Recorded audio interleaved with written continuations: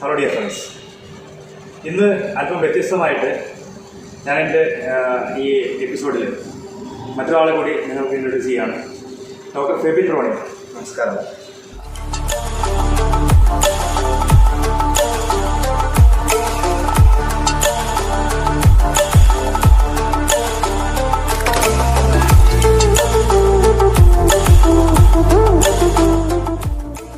ഇദ്ദേഹം ഞങ്ങൾ വർഷങ്ങളായിട്ടുള്ള സുഹൃത്തുക്കളാണ്.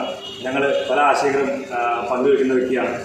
അതുപോലെ തന്നെ നിങ്ങൾക്കറിയാവുന്ന പോലെ കഴിഞ്ഞ വർഷം ജൂണിൽ ഞാൻ ഓസ്ട്രേലിയയിൽ വെച്ചിട്ട് കോമൺവെൽത്ത് വെയ്റ്റ് ലിഫ്റ്റിംഗ് മത്സരത്തിൽ പരിക്ക് മൂലം ആ മത്സരത്തിൽ നിന്ന് പുറത്താവുകയും അതിനുശേഷം എന്നോട് പല ഡോക്ടേഴ്സും പല ഓർത്തോ ഡോക്ടേഴ്സിനെ കൺസൾട്ട് ചെയ്തപ്പോൾ അവർ പറഞ്ഞത് ഇനി ഒരു വർഷത്തേക്കെങ്കിലും നിങ്ങൾ യാതൊരു വെയ്റ്റ് ട്രെയിനിങ് ചെയ്യാൻ പാടില്ല, കാലിന് ഫുൾ റെസ്റ്റ് കൊടുക്കണം എന്നൊക്കെയാണ് പറഞ്ഞത്. പക്ഷേ എനിക്ക് അടങ്ങിയിരിക്കാൻ പറ്റില്ല എന്നുള്ളത് എൻ്റെ ഒരു സ്വഭാവമാണ്. അപ്പോൾ ഞാൻ ഡോക്ടർ ഫെബിനെ കൺസൾട്ട് ചെയ്യും. ഒരു 2 മാസത്തെ ഒരു അത്യാവശ്യം മിനിമം റെസ്റ്റിന് ശേഷം അദ്ദേഹം ഫിസിയോതെറാപ്പിയിലും അതുപോലെ തന്നെ എല്ലാതരം ചികിത്സകളും വളരെ വൈദഗ്ധ്യത്തോടെ ചെയ്യാൻ പറ്റുന്ന കഴിവുള്ളൊരു വ്യക്തിയാണ് അദ്ദേഹം. അപ്പോൾ അദ്ദേഹത്തിൻ്റെ ക്ലിനിക്കിൽ ഞാൻ ഫിസിയോതെറാപ്പി ചെയ്യുകയും അതുപോലെ തന്നെ പലതരം ചികിത്സകൾ ചെയ്ത് 2 മാസത്തിന് ശേഷം എനിക്ക് എൻ്റെ വർക്കൗട്ട് തുടങ്ങാൻ സാധിച്ചു. അത് 4ാമത്തെ മാസം കഴിഞ്ഞ ഒക്ടോബറിൽ 2019 ഒക്ടോബർ മാസം കാലിഫോർണിയയിൽ നടന്ന വേൾഡ് വെയ്റ്റ് ലിഫ്റ്റിംഗ് ചാമ്പ്യൻഷിപ്പിൽ ഞാൻ ഗോൾഡ് മെഡൽ നേടുകയും അതിന് എനിക്ക് എൻ്റെ അഭിപ്രായത്തിൽ വളരെ പ്രധാന പങ്ക് വഹിച്ചത് ഡോക്ടർ ഫെബിനാണ്. അപ്പം അദ്ദേഹത്തിൻ്റെ അറിവ് കൂടി പല കാര്യങ്ങളിലുള്ള അറിവ് കൂടി ഞാൻ നിങ്ങൾക്കായിട്ട് ഇനിയുള്ള വീഡിയോയിൽ കൂടി പങ്കുവയ്ക്കാൻ ശ്രമിക്കുന്നതാണ്. അതുപോലെ ഇപ്പോൾ എൻ്റെ പല വീഡിയോകളിൽ ഞാൻ പറയാറുണ്ട്, അതായത് ഇപ്പം ഭക്ഷണത്തെക്കുറിച്ചുള്ളത് അല്ലെങ്കിൽ വയറ് കുറയ്ക്കാനും ഫാറ്റ് കുറയ്ക്കാനും തൂക്കം കുറയ്ക്കാനൊക്കെ ഉള്ള ഭക്ഷണ രീതിയെക്കുറിച്ച് ഞാൻ പല വീഡിയോകളൊക്കെ ഉണ്ട്. അപ്പോൾ ഈ വീഡിയോ കാണുമ്പോൾ അതിനകത്ത് നിങ്ങൾക്ക് മനസ്സിലാവുന്നത് കൂടുതൽ നോൺ വെജിനെ കൂടുതൽ ഡിപ്പെൻഡ് ചെയ്യുകയും കാർബോഹൈഡ്രേറ്റ് പരമാവധി കുറയ്ക്കുകയും ഒക്കെ ചെയ്യണം, പരമാവധി ഫ്രൂട്ട്സ് ഒക്കെ കഴിക്കണം എന്നൊക്കെയാണ് പറയാറുള്ളത്. അപ്പം അതിൽ പലർക്കും സംശയമുണ്ട്. ഞാനൊരു ബോഡി ബിൽഡർ ആയതുകൊണ്ട് ബോഡി ബിൽഡേഴ്സിന് പറ്റിയിട്ടുള്ള ഡയറ്റാണ് ഇത് പറയുന്നത്. വളരെ കമൻസൊക്കെ എടുത്ത് കാണുന്നുണ്ട്. ഒത്തിരി പേർക്ക് അതുകൊണ്ട് റിസൾട്ട് ആയിട്ടുണ്ടെന്നുള്ളത് സത്യം തന്നെയാണ്. അപ്പോൾ അങ്ങനെയുള്ള ഞാൻ ഇത് സാധാരണക്കാർക്കും ഇത് പറ്റിയതാണോ അല്ലയോ എന്നുള്ളതൊക്കെ ഡോക്ടർ ഫെബിൻ നിങ്ങളോട് വിവരിക്കുന്നതാണ്. അതുപോലെ തന്നെ ഈ നോൺ വെജ് ഡയറ്റിലും നമ്മുടെ കേരളീയരുടെ പൊതുവെ ഒരു ധാരണ എന്നുണ്ടെങ്കിൽ ഈ ഇറച്ചി മീനും മുട്ടയെല്ലാം അത് കാറ്റൊക്കെ അവോയ്ഡ് ചെയ്തിട്ട് ഓയിലി ഫുഡൊന്നും പാടില്ല, നമ്മൾ അതൊക്കെ കഴിച്ചിട്ടാണ് നമുക്ക് വയറും കാറ്റൊക്കെ വരുന്നത് എന്നുള്ളൊരു ധാരണ നമുക്ക് ഉണ്ട്. അങ്ങനെ ഒരു ധാരണ ശരിയല്ലെന്ന് തന്നെയാണ് ഞാൻ എൻ്റെ പല വീഡിയോകളും പറഞ്ഞിരിക്കുന്നത്. പക്ഷേ അതിൻ്റെ യാഥാർത്ഥ്യം എന്താണെന്നുള്ളത് പലർക്കും സംശയമുണ്ട്. അപ്പോൾ അത് ഡോക്ടർ ഫെബിൻ നിങ്ങളോട് അതിനെക്കുറിച്ച് സംസാരിക്കുന്നതാണ്. എല്ലാവർക്കും നമസ്കാരം. അപ്പോൾ കഴിഞ്ഞ തവണ പീറ്റർ മാഷ് ഇതുപോലെ പരിക്ക് പറ്റിയ സമയത്ത് അദ്ദേഹത്തിനെ ട്രീറ്റ് ചെയ്യാനും അദ്ദേഹത്തിന് വീണ്ടും ഒരു മത്സരത്തിന് പ്രിപ്പയർ ചെയ്യാൻ സഹായിക്കാൻ കഴിഞ്ഞതിൽ എനിക്ക് ഒരുപാട് സന്തോഷമുണ്ട്. അതുപോലെ ഇപ്പോൾ മാഷിൻ്റെ പല വീഡിയോകളിലും നമ്മൾ കാണാറുണ്ട്, മാഷ് പലപ്പോഴും പറയാറുണ്ട് നോൺ വെജിറ്റേറിയൻ ഡയറ്റ് കഴിക്കാം, നമുക്ക് കഴിക്കുന്നതുകൊണ്ട് കുഴപ്പമില്ല, നമ്മുടെ വെയിറ്റ് കൂടില്ല എന്നൊക്കെ പലതവണ പല അവസരങ്ങളിലും മാഷ് പറഞ്ഞായിട്ട് നമ്മൾ കാണാറുണ്ട്. പക്ഷേ എന്നാൽ കൂടിയും ഒരുപാട് ആളുകൾ ഇപ്പോഴും ഒരു ഒരു ഡിലമയിലാണ്, അല്ലെങ്കിൽ ഒരു സംശയത്തിലാണ്. ഇത് ശരിയാണോ, അത് ഒരിക്കലും അദ്ദേഹം ഒരു ബോഡി ബിൽഡർ ആയതുകൊണ്ട് ആ ഒരു ബോഡി ബിൽഡേഴ്സിന് മാത്രം പറ്റിയൊരു ഡയറ്റാണോ എന്നുള്ളതിനെ പറ്റി ഒരുപാട് സംശയങ്ങൾ പലപ്പോഴും കമൻറ്റ് ബോക്സിൽ ഞാനും ഒരുപാട് കണ്ടിട്ടുണ്ട്. ഞാൻ അദ്ദേഹത്തിൻ്റെ എല്ലാ വീഡിയോകളും കാണാറുണ്ട്. അപ്പോൾ അതിനൊരു ബെറ്റർ ആയിട്ടൊരു ക്ലാരിഫിക്കേഷൻ, ഒരു മെഡിക്കൽ ആസ്പെക്റ്റിൽ അല്ലെങ്കിൽ ഒരു സയൻറ്റിഫിക് ആസ്പെക്റ്റിൽ എങ്ങനെയാണ് അതിൻ്റെ ക്ലാരിഫിക്കേഷൻ, അത് കൂടുതലൊന്ന് ക്ലാരിഫൈ ചെയ്യാനായിട്ടാണ് ഞാനിന്ന് ഇദ്ദേഹത്തിൻ്റെ കൂടെ ഈ വീഡിയോയിൽ നിങ്ങൾക്കൊപ്പം ചേരുന്നത്. അപ്പോൾ പൊതുവെ നമ്മുടെ ഭക്ഷണ രീതികളിൽ നമ്മളെപ്പോഴും ഒരുപാട് കാര്യങ്ങൾ പലപ്പോഴും നമ്മൾ കേൾക്കാറുണ്ട്. ഭക്ഷണമാണ് മരുന്ന്, അല്ലെങ്കിൽ നമുക്ക് എന്ത് അസുഖങ്ങളുണ്ടെങ്കിലും ഭക്ഷണത്തിലൂടെ നമുക്ക് മാനേജ് ചെയ്യാൻ കഴിയുമെന്നൊക്കെ ഒരുപാട് കേട്ടിട്ടുണ്ടാവും. അതുപോലെ തന്നെ ഇപ്പോൾ നിങ്ങൾ പലപ്പോഴും നിങ്ങൾക്കിപ്പോൾ പ്രമേഹവും പൊണ്ണത്തടിയൊക്കെ ഉള്ള ആളുകളാണ്, നിങ്ങൾ പലപ്പോഴും ഡോക്ടർമാരുടെ അടുത്തൊക്കെ പോകുമ്പോൾ അവർ പറയാം നിങ്ങൾ ഇറച്ചി മീനൊന്നും കഴിക്കരുത്, അല്ലെങ്കിൽ നിങ്ങൾ ചോറുണ്ണരുത്, അല്ലെങ്കിൽ റൈസ് കുറയ്ക്കണം, അങ്ങനെ പല കാര്യങ്ങളും അവർ പറയാറുണ്ട്. ഇതൊക്കെ നിങ്ങൾ ചെയ്തിട്ടും പ്രതീക്ഷിക്കുന്ന തരത്തിലുള്ള ഒരു റിസൾട്ട് നിങ്ങൾക്ക് ഒരിക്കലും ചിലപ്പോൾ കിട്ടിയിട്ടുണ്ടാവില്ല. പലതും കാണുന്നുണ്ട്. അപ്പോൾ പലപ്പോഴും അവരും ഭക്ഷണങ്ങളൊക്കെ കൺട്രോൾ ചെയ്താലും അവരുടെ വണ്ണം കുറയാറില്ല, അല്ലെങ്കിൽ അവരുടെ പ്രമേഹം കുറയാറില്ല. ചെയ്യുന്ന ഭക്ഷണം കൺട്രോളിംഗ് ആണ്, കറക്ഷൻ അല്ല. ഒരിക്കലും അവിടെ ഒരു തെറ്റ് തിരുത്തുന്നത് നടക്കുന്നില്ല. പക്ഷെ ഒരു പരിധി വരെ അവർ കറക്റ്റ് ചെയ്യുന്നുണ്ട്. അവർ ഒരുപാട് കഷ്ടപ്പെട്ട് ശ്രമിക്കുന്നുണ്ടെങ്കിൽ പട്ടിണി എടുക്കുന്നുണ്ട്. അപ്പൊ വണ്ണം കുറയ്ക്കാനായിട്ട് പട്ടിണി എടുക്കുന്ന ഒരുപാട് ആളുകളെ എനിക്കറിയാം. എന്നോട് എൻ്റെ അടുത്ത് പല പേഷ്യൻസ് വരുമ്പോൾ അതെ, അപ്പൊ അവര് ഇങ്ങനെ പറയാറുണ്ട്. അപ്പൊ അതിന്റെ എന്താണ് അതിന്റെ ശാസ്ത്രീയമായിട്ടുള്ള വശങ്ങൾ, അതല്ലെങ്കിൽ എങ്ങനെയാണ് നമ്മുടെ ഭക്ഷണം നമുക്കൊന്ന് എല്ലാ രീതിയിലും ബാലൻസ് ചെയ്ത് നമുക്ക് കൂടുതൽ ഹെൽത്തി ആവാനായിട്ട് നമുക്ക് എങ്ങനെ ഭക്ഷണം കഴിക്കാം എന്നുള്ളതിനെ പറ്റിയാണ് ഞാൻ ഇന്ന് നിങ്ങളോട് സംസാരിക്കാനായിട്ട് പോകുന്നത്. ഇപ്പൊ പൊതുവെ മലയാളിയുടെ ഒരു ഭ്രമമാണ് അരി അല്ലെങ്കിൽ അരി ആഹാരത്തോട് ഭയങ്കരധികം അറ്റാച്ച്ഡ് ആയിട്ടുള്ള സമൂഹമാണ്. അരിയാണ് അല്ലെങ്കിൽ ചോറാണ് എന്നുള്ളൊരു ഇതാണ് നമ്മുടെ മലയാളികളുടെ ഒരു ധാരണ. അപ്പോ അതുകൊണ്ട് തന്നെയാണ് ഒരു പരിധിയിലധികം ആളുകൾക്കും ഈ പല രീതിയിലുള്ള ജീവിത രീതി അസുഖങ്ങൾ വരാനുള്ള പ്രധാനപ്പെട്ട കാരണം. അപ്പോൾ എന്തുകൊണ്ടാണ് നമുക്ക് ഒരു ദിവസം ഒരു വ്യക്തിയുടെ ഒരു ആഹാര രീതി എങ്ങനെയാണ് നമുക്ക് ജസ്റ്റ് ഒന്ന് നോക്കി കഴിഞ്ഞാൽ, ഒരു ആവറേജ് മലയാളിയാണെന്നുണ്ടെങ്കിൽ രാവിലെ എഴുന്നേൽക്കുന്നു, അദ്ദേഹം ഒരു കപ്പ് ചായ കഴിക്കുന്നു. ചായ കുടിച്ചതിന് ശേഷം ചായയിൽ അവർ അത്യാവശ്യം ഒരു 1-2 സ്പൂൺ പഞ്ചസാര ഇടാൻ നമുക്ക് ആ ചായ ഒരിക്കലും അവർക്കൊന്നും ഇതാവില്ല. അതുപോലെ തന്നെ അതിനുശേഷം അവർ ഒരു ബ്രേക്ക്ഫാസ്റ്റ് കഴിക്കുമ്പോൾ മിക്കപ്പോഴും കഴിക്കുന്ന ഒന്നെങ്കിൽ അപ്പം അല്ലെങ്കിൽ ദോശ അല്ലെങ്കിൽ പുട്ട്, ആ ഒരു കാര്യങ്ങളാണ് കൂടുതലായിട്ട് കഴിക്കാറ്. പിന്നെ വീണ്ടും 11 മണിയാകുമ്പോൾ വീണ്ടും ഒരു ഇടനേരം ഭക്ഷണം, ഒരു സ്നാക്സ്. അപ്പോൾ സ്നാക്സും അതുപോലെ തന്നെ എന്തെങ്കിലും ഒരു ഹൈ കാലറി ആയിട്ടായിരിക്കും, ചിലപ്പോൾ വല്ല സമൂസ, അല്ലെങ്കിൽ പലരും ബിസ്ക്കറ്റിൽ ഒരുപാട് ഡിപ്പെൻഡ് ചെയ്യുന്ന ഒരുപാട് ആളുകളുണ്ട്. മൈദയിൽ മാത്രം ഡിപ്പെൻഡ് ചെയ്യും, മൈദ കൊണ്ടുള്ള ആഹാരങ്ങൾ ഡിപ്പെൻഡ് ചെയ്യുന്ന ആളുകളുണ്ട്. അതിനുശേഷം ഉച്ചയ്ക്ക് ഭക്ഷണം വരുമ്പോൾ നല്ല മീൻകറിയോ അല്ലെങ്കിൽ കുറച്ച് ബീഫൊക്കെ കൂട്ടി ഒരു പ്ലേറ്റ് നിറച്ച് ചോറ്. അപ്പോൾ ആ ചോറിന് ഒരുപാട് ചോറുണ്ട്. ഒരു 3 മണിയാകുമ്പോൾ വീണ്ടും 3 മണി 4 മണി സമയത്ത് വീണ്ടും ഒരു ചായ. അതിനുശേഷം ഓഫീസ് കഴിഞ്ഞ് വീട്ടിലെത്തി കഴിഞ്ഞാൽ വീണ്ടും എന്തെങ്കിലുമൊക്കെ കഴിക്കുക. അത് കഴിഞ്ഞ് വീണ്ടും വളരെയധികം ലേറ്റ് ആയിട്ട് കഴിക്കുന്ന ഒരു ഭക്ഷണ രീതി. ഒരു 10 മണിയൊക്കെ ആകുമ്പോഴത്തേക്കാണ് നമ്മൾ മലയാളികൾ അത്താഴം കഴിക്കുന്നത്. അതെ, ചോറ് രാത്രി കഴിക്കുന്ന ഭക്ഷണം ഇതുപോലെ തന്നെ നല്ലൊരു മീൻകറിയോ അല്ലെങ്കിൽ നല്ലൊരു ബീഫൊക്കെ ഉണ്ടെന്നുണ്ടെങ്കിൽ ഒരു പ്ലേറ്റോ 2 പ്ലേറ്റോ ചോറ് ഒറ്റയടിക്കാൻ നമുക്ക് അങ്ങ് പോകും. എന്നാൽ കൂടി ഇന്നത്തെ ജീവിത രീതി പലരും ഉറങ്ങാറാകുമ്പോഴത്തേക്കും ഒരു 12 മണിയൊക്കെ ആവും. അപ്പോഴത്തേക്കും പലർക്കും വീണ്ടും ചിലപ്പോൾ ഒന്ന് വിശക്കും. അപ്പോൾ ഇങ്ങനെ ഒരുപാട് നേരങ്ങളിൽ പലപ്പോഴായിട്ട് അരിയാഹാരം ഏറ്റവും കൂടുതൽ കാലറി അടങ്ങിയ കാർബോഹൈഡ്രേറ്റ് മാത്രം കഴിക്കുന്ന ഒരു രീതിയിലേക്ക് മാറി. അതെ, 95% കാർബോഹൈഡ്രേറ്റ് മാത്രമാണ് മലയാളി കഴിക്കുന്നത്. അത് മാത്രമല്ല, നമ്മൾ ഈ ആഹാരത്തിൽ ഈ കാർബോഹൈഡ്രേറ്റ് വരുന്നതിന്റെ പ്രധാനപ്പെട്ട ഉപയോഗത്തെയാണ് നമ്മളിവിടെ ശരിക്കും ശ്രദ്ധിക്കേണ്ട ഒരു കാര്യം. കാരണം ഇപ്പോൾ ഇതേ ഒരു ആഹാരം വളരെയധികം ഫിസിക്കൽ ആക്ടിവിറ്റി ഉള്ള ഒരാൾ കഴിച്ചു കഴിഞ്ഞാൽ അയാളുടെ ഈ ആഹാര രീതി അയാൾക്ക് ഒരുപാട് ശരീരത്തിന് എന്താ പറയുക പൊണ്ണത്തടിയിലേക്കോ ഇതിലേക്കൊന്നും തള്ളിവിടില്ല. അദ്ദേഹത്തിന് അത് ഗുണകരമാണ്. കാരണം അദ്ദേഹത്തിന് ആ ജോലികളൊക്കെ ചെയ്യാൻ വേണ്ടതായിട്ടുള്ള എനർജി അദ്ദേഹത്തിന് ആ ആഹാരത്തിൽ കിട്ടണം. പക്ഷേ നമ്മുടെ ഈ ഇപ്പോഴത്തെ വളരെ മടിയനായ ഒരു മലയാളി അല്ലെങ്കിൽ ഓഫീസ് ജോലികളും അധികം ശരീര അധ്വാനം ഇല്ലാത്ത ജോലികൾ ചെയ്യുന്ന ഈ വണ്ടികൾ ഡ്രൈവർമാർ ഇങ്ങനെയുള്ള ആളുകൾക്കൊക്കെ ഈ ഇത്രയും എനർജിയുടെ ആവശ്യമുണ്ടോ എന്നുള്ളതാണ് ആദ്യത്തെ ഒരു ചോദ്യം. കാരണം നമുക്ക് പലപ്പോഴും നമ്മുടെ മലയാളിക്ക് അറിയില്ല ഈ അരിയാഹാരത്തിൽ ഇത്രയും കഴിക്കുന്ന എനർജി എന്താണ് ചെയ്യുന്നത്. അപ്പോൾ നമ്മുടെ ശരീരത്തിൽ ഒരു മിനിമം ഇപ്പോൾ ഒരു ദിവസം നമുക്കൊരു 2000 അല്ലെങ്കിൽ 2500 കാലറി എനർജി കഴിഞ്ഞാൽ പിന്നെ കൊടുക്കുന്ന എല്ലാ ഭക്ഷണവും നമ്മുടെ ശരീരം കൊഴുപ്പായിട്ട് ശേഖരിച്ച് വെക്കുകയാണ്. വീണ്ടും ഏതെങ്കിലും ഒരു അവസരത്തിൽ നമുക്ക് ശരീരത്തിന് ആഹാരം ഇല്ലാതിരിക്കുന്ന ഒരു അവസരത്തിൽ ഉപയോഗിക്കാനായിട്ട് കൊഴുപ്പായിട്ട് എടുത്തു വെക്കുന്ന ഒരു എന്താ പറയുക കരുതലിൻ്റെ ഒരു മനോഭാവം നമ്മുടെ ശരീരത്തിനും കൂടെ ഉള്ളതുകൊണ്ടാണ് നമ്മുടെ ശരീരത്തിൽ എപ്പോഴും ഇത്രയും പൊണ്ണത്തടി കൂടുന്നതും അല്ലെങ്കിൽ ഇങ്ങനെ വയറിൻ്റെ ഭാഗത്ത് മാത്രം ഇത്രയും കൊഴുപ്പ് കൂടുന്ന ഒരു സിറ്റുവേഷൻ ഉണ്ടാകുക. അപ്പോൾ ഇതെങ്ങനെ നമുക്ക് കുറയ്ക്കാൻ കഴിയും എന്നുള്ളതിന് ഒറ്റ ഉത്തരവേ ഉള്ളൂ, നിങ്ങളൊരു ബാലൻസ്ഡ് ആയിട്ടുള്ള ഡയറ്റ് കഴിക്കുക. അതായത് ഇപ്പോൾ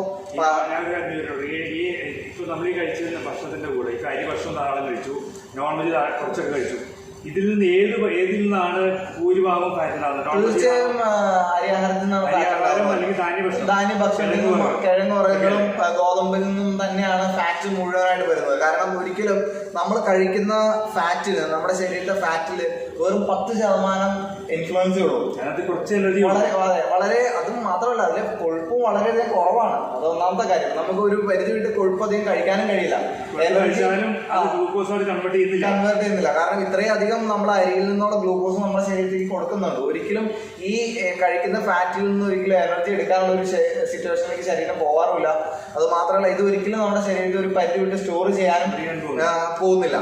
അപ്പോൾ പക്ഷെ എന്നാലും നമ്മൾ വണ്ണം കുറയ്ക്കാനായിട്ട് പൊതുവെ നമ്മൾ ഒഴിക്കാത്ത ഫാറ്റിനാണ് വീണ്ടും കുറയ്ക്കുന്നത്. അപ്പോൾ വീണ്ടും മലയാളി കൂടുതൽ രോഗിയായിട്ടാണ് മാറാറുള്ളത്. ഒരിക്കലും അവന്റെ ഒരു മലയാളിയുടെ അസുഖങ്ങളോ അല്ലെങ്കിൽ ബുദ്ധിമുട്ടുകളോ ഒട്ടും കുറയാറില്ല എന്നുള്ളതാണ് സത്യം. കാർബോഹൈഡ്രേറ്റിന്റെ അളവ് വളരെയധികം കുറയ്ക്കണം. തീർച്ചയായും ഇന്നത്തെ ഒരു സാഹചര്യം അനുസരിച്ചിട്ട് നമ്മുടെ കാർബോഹൈഡ്രേറ്റിന്റെ അളവ് നമ്മുടെ പ്ലേറ്റിൽ ഒരിക്കലും ഒരു 40% കൂടുതലിന്റെ ആവശ്യമില്ല. നമ്മളൊരു പ്ലേറ്റ് എടുത്തു കഴിഞ്ഞാൽ അതിന്റെ ഒരു പകുതിയിൽ താഴെയാണ് അരിയോ ഗോതമ്പോ എന്ത് തന്നെ ആയാലും വരാനായിട്ട് പാടുള്ളൂ. പക്ഷെ നമ്മൾ കഴിക്കുമ്പോൾ എപ്പോഴും ആ ഒരു പ്ലേറ്റ് നിറച്ച് ചോറ് എടുത്തില്ലെങ്കിൽ നമുക്കൊരു മാനസികമായിട്ട് ഒരു തൃപ്തി ഇല്ലാത്ത ഒരു സിറ്റുവേഷനിലേക്ക് നമ്മൾ മാറിക്കഴിഞ്ഞു. അതായത് ഒരു 95% വരുന്നത് നമ്മുടെ പ്ലേറ്റിൽ നമ്മൾ ഒന്നെങ്കിൽ ചോറ് തന്നെ ആയിരിക്കും, പിന്നെ ഒരല്പം കറി. ഇപ്പോ നമ്മളിപ്പോ അതുപോലെ തന്നെ ഈ എനർജിയാണ് ഇതിൽ ഡിപ്പെൻഡ് ചെയ്യുന്നത്. നമുക്ക് ഏറ്റവും കൂടുതൽ നമ്മൾ ആഹാരത്തിനെ ഡിപ്പെൻഡ് ചെയ്യുന്നത് നമ്മൾ എനർജിക്കും വേണ്ട ന്യൂട്രിയൻസിനും വേണ്ടിയാണെന്ന് പറഞ്ഞു. അപ്പൊ നമ്മൾ ഏറ്റവും കൂടുതൽ നമുക്ക് കിട്ടുന്നത് ഈ എനർജി തന്നെയാണ്. നമ്മൾ ഇടനേരം കഴിക്കുന്ന ഒരു പാക്കറ്റ് ബിസ്ക്കറ്റിലും ഏതാണ്ട് ഒരു പ്ലേറ്റ് ചോറുണ്ടാകുന്ന അത്രയും തന്നെ എനർജി നമുക്ക് കിട്ടുന്നുണ്ട്. അതെ. അപ്പൊ ഈ എല്ലാത്തിലെയും ഫോം വരുന്നത് ഈ ഗ്ലൂക്കോസ് തന്നെയാണ്. അല്ലെങ്കിൽ ഈ ഇപ്പൊ ബേക്കറിയിൽ നിന്ന് കഴിക്കുന്ന ഭക്ഷണങ്ങളിൽ കോൺസെൻട്രേറ്റഡ് ആയിട്ടുള്ള ഫ്രക്ടോസ് സിറപ്പുകളും അല്ലെങ്കിൽ മൈദയിൽ നിന്നൊക്കെ കിട്ടുന്ന എല്ലാ സാധനങ്ങളും കിട്ടുന്ന ഒരേ ഒരു സാധനം മാത്രമാണ് നമുക്ക് കിട്ടുന്നുള്ളൂ. അതെ, ഗ്ലൂക്കോസ് മാത്രം അല്ലെങ്കിൽ കാർബോഹൈഡ്രേറ്റ് മാത്രമാണ് നമുക്ക് കിട്ടുന്നുള്ളൂ.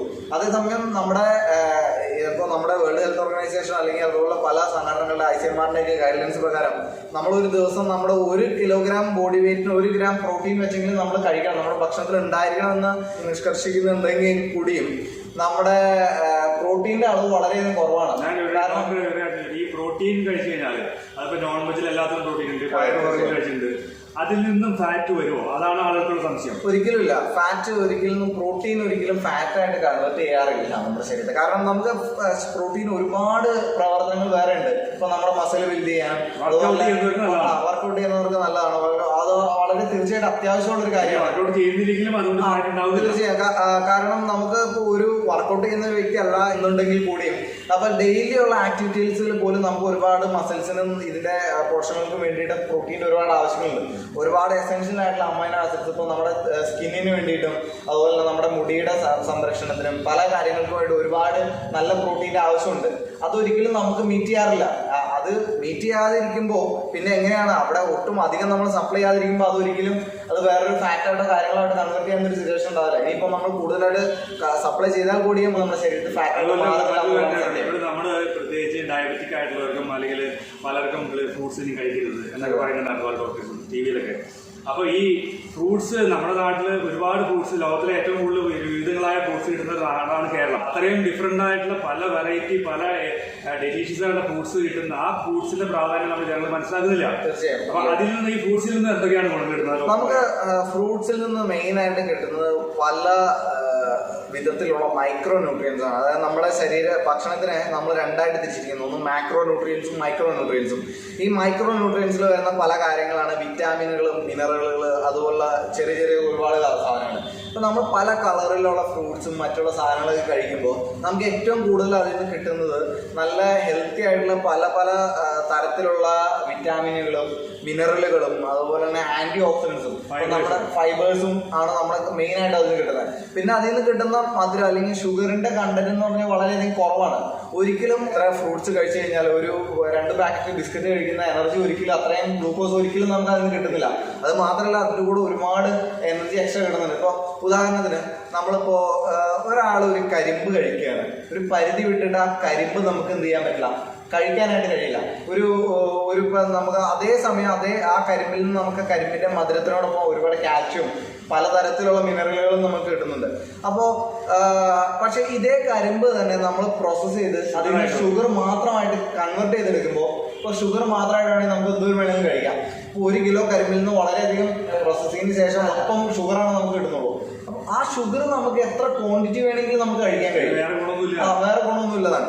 പക്ഷെ അപ്പൊ പ്രധാനപ്പെട്ട ഒരു വ്യത്യാസം എന്താ വെച്ചാൽ പ്രകൃതിയിൽ കാണുന്ന ഭക്ഷണങ്ങൾ അതേ രീതിയിൽ തന്നെ നമുക്ക് കഴിക്കുമ്പോൾ നമ്മുടെ ശരീരത്തിന്റെ ഒരു മെക്കാനിസം അനുസരിച്ച് നമുക്ക് ആവശ്യത്തിനുള്ള വസ്തു നമ്മുടെ ശരീരത്തിലേക്ക് എത്തിക്കഴിയുമ്പോൾ തന്നെ നമുക്കൊരു സറ്റേറ്റീവ് അല്ലെങ്കിൽ നമ്മുടെ വയറ് നിറഞ്ഞെന്നുള്ള ഒരു ഫീല് നമുക്കുണ്ടാവും. പക്ഷെ ഇത് ഒരിക്കലും നമുക്ക് ഇതേ ഭക്ഷണം പ്രോസസ്സ് ചെയ്ത് കഴിഞ്ഞാൽ എന്ത് ചെയ്യില്ല, നമുക്ക് ആ ഒരു റിസൾട്ട് അവിടെ കിട്ടുന്നില്ല എന്നുള്ളതാണ് പ്രധാനപ്പെട്ട കാര്യം. ഇപ്പോൾ മധുരത്തിൻ്റെ കാര്യം തന്നെ പറയുമ്പോൾ നമുക്കിപ്പോൾ ചോക്ലേറ്റുകൾ, പല തരത്തിലുള്ള ചോക്ലേറ്റുകൾ അല്ലെങ്കിൽ ഈ സിറപ്പുകളുണ്ട്, ഇതിലൊക്കെ ഹൈ കോൺസെൻട്രേറ്റുള്ള ഷുഗർ ഉണ്ട്. അപ്പോൾ ഈ ഷുഗർ ആണ് നമ്മുടെ ശരീരത്തിന് ഏറ്റവും കൂടുതൽ പൊണ്ണത്തടിയും കാര്യങ്ങളും പ്രമേഹത്തിലേക്കൊക്കെ ഉണ്ടാക്കാനായിട്ട്. അതെ, അരിയിലും ഗോതമ്പിലും അതുപോലെ ഈ മധുരമുള്ള എല്ലാ വസ്തുക്കളും അടങ്ങിയിരിക്കുന്ന ഒരു കണ്ടന്റ് എന്ന് പറയുന്നത് കാർബോഹൈഡ്രേറ്റ് അല്ലെങ്കിൽ ഗ്ലൂക്കോസ് ആണ് മെയിൻ ആയിട്ട് പല രൂപങ്ങളിലും ഇതിലെല്ലാം അടങ്ങിയിരിക്കുന്നത്. അത് തന്നെയാണ് ഫാറ്റ് ആയിട്ട് കൺവേർട്ട് ചെയ്യുന്നത്. നോൺവെജ് കഴിച്ചാലും ഓയിൽ കഴിച്ചാലും തെറ്റിദ്ധാരണ. അപ്പൊ ഞാനിപ്പോ പലപ്പോഴും ഞാൻ എന്റെ ക്ലിനിക്കൽ പ്രാക്ടീസിൽ എന്റെ അടുത്ത് ഒരുപാട് ആളുകൾ വെയിറ്റ് കുറയ്ക്കാനായിട്ട് വരാറുണ്ട്. അപ്പൊ ഈ വെയിറ്റ് കുറയ്ക്കാനായിട്ടുള്ള ആളുകൾ വരുമ്പോൾ അവരെപ്പോഴും പറയാറുള്ള കാര്യമാണ്, ഞാനിപ്പോ ഇറച്ചിയും മീനും ഒട്ടും കഴിക്കുന്നില്ല, അതുപോലെ എണ്ണയും കൊഴുപ്പുകളും എല്ലാം ഞാൻ പാടെ ഒഴിവാക്കി, എന്നിട്ടും എൻ്റെ വെയിറ്റ് മാത്രം കുറയുന്നില്ല. അപ്പം ഞാൻ അവരോട് പറയുന്നത് ഇങ്ങനെയാണ്, കാർബോഹൈഡ്രേറ്റ് ആണ് വെയിറ്റ് ഉണ്ടാക്കുന്നത് പറയുമ്പോൾ അക്സെപ്റ്റ് ചെയ്യാനായിട്ട് വളരെയധികം ബുദ്ധിമുട്ടായിരുന്നു. മെയിനായിട്ട് PCOD പോലുള്ള ബുദ്ധിമുട്ടുകളൊക്കെ ഉണ്ടാകുന്ന എല്ലാം തുടങ്ങുന്നത് ഈ ഭക്ഷണത്തിൽ നിന്ന് തന്നെയാണ്. ഇപ്പൊ നമ്മുടെ വൈദ്യശാസ്ത്രത്തിന്റെ പിതാവെന്ന ഹിപ്പോക്രാറ്റ്സിന്റെ ഒരു കൊട്ടേഷൻ ഉണ്ട്, ആഹാരം മരുന്ന് പോലെ കഴിച്ചില്ലെങ്കിൽ നിങ്ങൾക്ക് മരുന്ന് ആഹാരം പോലെ കഴിക്കേണ്ടി വരും എന്ന് എപ്പോഴും പറയാറുണ്ട്. അല്ലെങ്കിൽ അതുപോലെ തന്നെ നിങ്ങളുടെ മരുന്ന് എന്ന് പറയുന്നത് നിങ്ങളുടെ ആഹാരമായിരിക്കട്ടെ എന്നുള്ളൊരു കൊട്ടേഷൻ നമ്മൾ പലപ്പോഴും പല സ്ഥലങ്ങളിൽ വായിച്ചു കേൾക്കാം. എനിക്കൊരു സംശയം, നമ്മൾ മനുഷ്യനൊഴിച്ച് വേറെ ലോകത്തിൽ ഒരു ജീവികളും, ഒരുപക്ഷെ മനുഷ്യൻ വളർത്തുന്ന ജീവികൾ ഒഴിച്ചിട്ട് മറ്റൊരു ജീവികളും മെഡിക്കൽ സ്റ്റോറിൽ നിന്നല്ല മരുന്ന് പ്രകൃതിയിൽ നിന്നാണ്. ഈ മോഡേൺ ഏജിലേക്ക് വന്നപ്പോൾ നമ്മൾ ഒരുപാട് ഫുഡുകൾ പ്രോസസ്ഡ് ആയിട്ടുണ്ട്.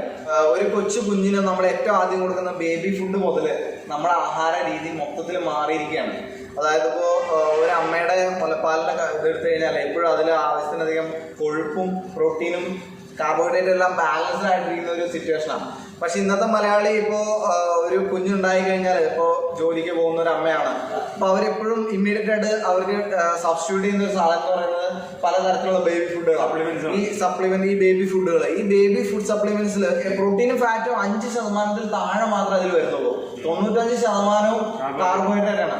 അപ്പൊ തന്നെ നമ്മുടെ നാട്ടിലെ ഈ കൊച്ചു കുട്ടികളിലുള്ള പൊണ്ണത്തടിയും ഷുഗറും ചെറുപ്പത്തിലേ കൂടുന്നതിന്റെ പ്രധാനപ്പെട്ട കാരണം ആ ബേബി ഫുഡിൽ നിന്ന് തുടങ്ങണം. ഈ ബേബി ഫുഡ് ഇങ്ങനെ കഴിക്കുന്ന ആളുകളിൽ അത് മാത്രമല്ല, ഈ കാർബോഹൈഡ്രേറ്റ് വളരെയധികം അഡിക്റ്റീവ് നേച്ചറുള്ള ഫുഡാണ്. നിങ്ങൾക്ക് ഒരു ദിവസം അത്താഴം അല്ലെങ്കിൽ ഏതെങ്കിലും ഒരു സമയത്ത് ചോറ് കിട്ടിയില്ലെങ്കിൽ, അതായത് ഈ അരിഭക്ഷണം കിട്ടിയില്ലെങ്കിൽ എന്തോരം ബുദ്ധിമുട്ടുണ്ടാകും എന്നുള്ളത് ജസ്റ്റ് ഒന്ന് ചിന്തിച്ചു പോയി കഴിഞ്ഞാൽ തന്നെ നമുക്ക് മനസ്സിലാവും. അപ്പോൾ ഈ അരിയോട് അത്രയധികം നമ്മൾ അറ്റാച്ച്ഡ് ആയി കഴിഞ്ഞു, പക്ഷെ അഡിക്ഷൻ ആയി കഴിഞ്ഞു. പക്ഷെ നമ്മുടെ ഈ അരിയിൽ നിന്ന് കിട്ടുന്ന എനർജി ചെലവാക്കാനുള്ളൊരു എക്സസൈസോ കാര്യങ്ങളോ നമുക്കില്ല. അപ്പോൾ അതനുസരിച്ചിട്ട് നമ്മുടെ ഈ അരിയുടെ ആഹാരത്തിന്റെ കണ്ടന്റ് ഒരു പകുതിയിൽ താഴേക്ക് മാറ്റി, കാർബോഹൈഡ്രേറ്റ് ഒരു പകുതി താഴെ മാറ്റി, അതനുസരിച്ചിട്ട് മറ്റുള്ള നോൺ വെജിറ്റേറിയനും പച്ചക്കറികളും പഴങ്ങളും ഫാറ്റും പ്രോട്ടീനും എല്ലാം ബാലൻസ്ഡ് ആയിട്ടുള്ള ഒരു ഭക്ഷണം കഴിക്കുകയാണെങ്കിൽ എല്ലാ ആളുകൾക്കും തീർച്ചയായിട്ടും അവരുടെ വെയിറ്റ് കുറയ്ക്കാനും പ്രമേഹം പോലുള്ള അസുഖങ്ങൾ, ഇപ്പോൾ പലരും 70-80 യൂണിറ്റ് ഇൻസുലിൻ എടുത്താൽ പോലും 300-400 അവരുടെ ഷുഗർ ലെവലുകൾ. അവർക്ക് ഒരിക്കലും അത് മാനേജ് ചെയ്യാനായിട്ട് കഴിയുന്നില്ല. കാരണം ഒരു പരിധി വിട്ട് ഇൻസുലിൻ കൂടുതൽ അവർക്ക് എടുക്കാനായിട്ട് കഴിയില്ല.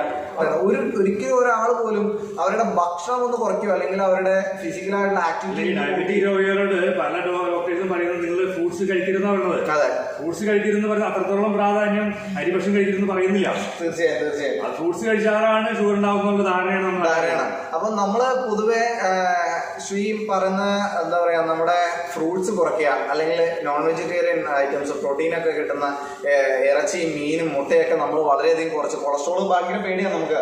നമ്മുടെ മലയാളിക്ക് കൊളസ്ട്രോളിനുള്ള അത്രയും പേടി വേറൊരു അസുഖതയില്ല, ധാരണ. അപ്പോൾ ഇതൊക്കെ വളരെയധികം കുറച്ച് മാക്സിമം നമ്മൾ ചോറിലേക്ക് മാത്രമായിട്ട് ഒതുങ്ങിക്കൂടുക. അപ്പോൾ നമ്മൾ കൂടുതൽ രോഗിയാവുകയാണ് എന്നുള്ളൊരു സത്യം നമ്മൾ ഒരിക്കലും ആരും നമ്മളോട് പറയാറില്ല.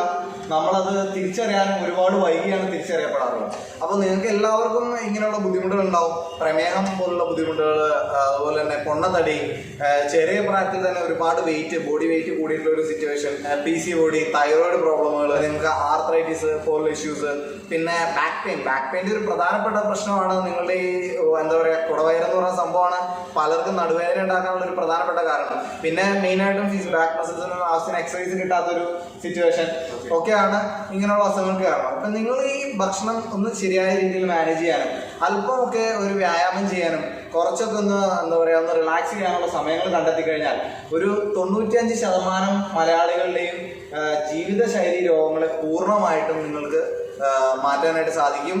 ഇത് ഞാൻ എൻ്റെ ക്ലിനിക്കൽ പ്രാക്ടീസിൽ ഒരുപാട് രോഗികൾക്ക് കൊടുത്ത് ഒരുപാട് പേർക്ക് റിസൾട്ട് കിട്ടിയിട്ടുള്ള ഒരു രീതിയാണ്.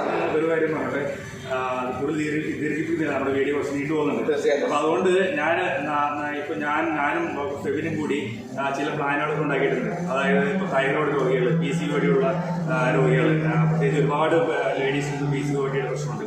അതുപോലെ തന്നെ സ്കിൻ ഡിസീസ്, പലതരത്തിലുള്ള സ്കിൻ ഡിസീസ്, ഇതെല്ലാം വളരെ വൈദഗ്ധ്യത്തോടുകൂടി നാച്ചുറലായിട്ട് വളരെ ഫാസ്റ്റായിട്ട് ട്രീറ്റ് ചെയ്ത് മാറ്റി കൊടുക്കുന്ന ഒരു വ്യക്തിയാണ് ഡോക്ടർ ഫെബിൻ. അപ്പോൾ ഞങ്ങൾ പറ്റുമെങ്കിൽ ഒരു കൺസൾട്ടിങ് ക്ലിനിക്ക് തന്നെ ഞങ്ങൾ രണ്ടുകൂടി ചേർന്ന് തുടങ്ങുവാനായിട്ടുള്ള പ്ലാൻ ചെയ്തിട്ടുണ്ട്. അതുപോലെ തന്നെ നിങ്ങൾക്ക് നേരിട്ട് വന്ന് ഇപ്പോൾ ഭക്ഷണം നമ്മൾ ക്രമീകരിക്കണമെന്നൊക്കെ പറയുമ്പോൾ ഒരുപക്ഷെ പലർക്കും പറ്റുന്നില്ല. ഒരുപക്ഷെ അടുത്ത ഭാവിയിൽ തന്നെ ഞങ്ങൾ അതിനുള്ളൊരു സജ്ജീകരണം ചെയ്യാമെന്ന് വിചാരിക്കുന്നു. ഇപ്പോൾ ഒരു രീതിയിലും വയറ് കുറയ്ക്കാനും അല്ലെങ്കിൽ ഡയബറ്റിക് കുറയ്ക്കുവാനും ബാക്ക് പെയിൻ, പ്രത്യേകിച്ച് ബാക്ക് പെയിനുള്ള എക്സ്റേ ചെയ്തിട്ട് ഞങ്ങളിത് എൻ്റെ ജിമ്മിൽ തന്നെ ഇരുന്നാണ് പറയുന്നത്. ഇവിടെ ബാക്ക് പെയിൻ സ്പെഷ്യലൈസ് ചെയ്ത് ചെയ്യിക്കുന്ന പല മെഷീനറികളുണ്ട്. അതിന് ബാക്ക് പെയിൻ വളരെ സിമ്പിളായിട്ട്, എൻ്റെ അഭിപ്രായത്തിൽ ഞാൻ ഒരുപാട് പേര് ബാക്ക് പെയിൻ ഡോക്ടറും എൻ്റെ പെയിനൊക്കെ മാറ്റിയത് ഡോക്ടറിനാണ്.